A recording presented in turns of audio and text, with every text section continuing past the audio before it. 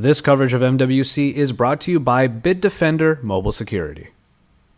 While most of the excitement for Sony might have centered around their flagship release and tablet update, there was also a mid-range offering that deserves as much attention.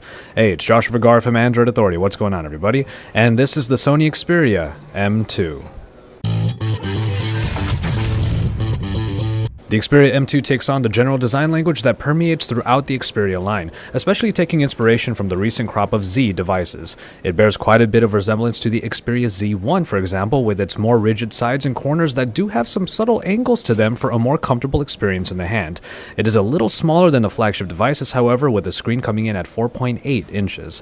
While on one side of the phone you see a cover for the micro SD card and SIM slot, the micro USB charging port is uncovered on the other side. No, this phone does not have the IP certification, thus that is a general addition for other flagship devices in the Sony line. Being a more mid-range offering, the screen comes with a 960 by 540 resolution, and it might not be a particularly high-end display, but it does get the job done.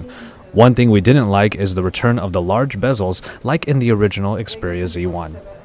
As far as performance goes, we get a Snapdragon 400 quad-core processor here clocked in at 1.2 GHz and backed by 1 GB of RAM. While especially the less than standard RAM capacity is a little disappointing, it is worth remembering that Timescape, or the Xperia UI rather, is pretty minimalistic and thus should run pretty smoothly still. And as far as hardware goes, the 8 GB of onboard storage is able to be expanded with a micro SD card slot. 2300 mAh is the capacity of the battery unit found inside, and power-saving features could mean the difference in longevity. This is a 4G LTE compatible phone, and for added mobile capability, the M2 does have dual SIM support. When we look at the camera, it is an 8-megapixel version of the Exmor RS sensor that comes with HDR and the superior auto that we've come to expect from Sony Xperia cameras. And finally, when it comes to the software, the Xperia UI continues its tradition of keeping things pretty simplistic and almost very stock-like, while adding in certain additions like the small apps and the Sony-specific apps like the Walkman and Unlimited services.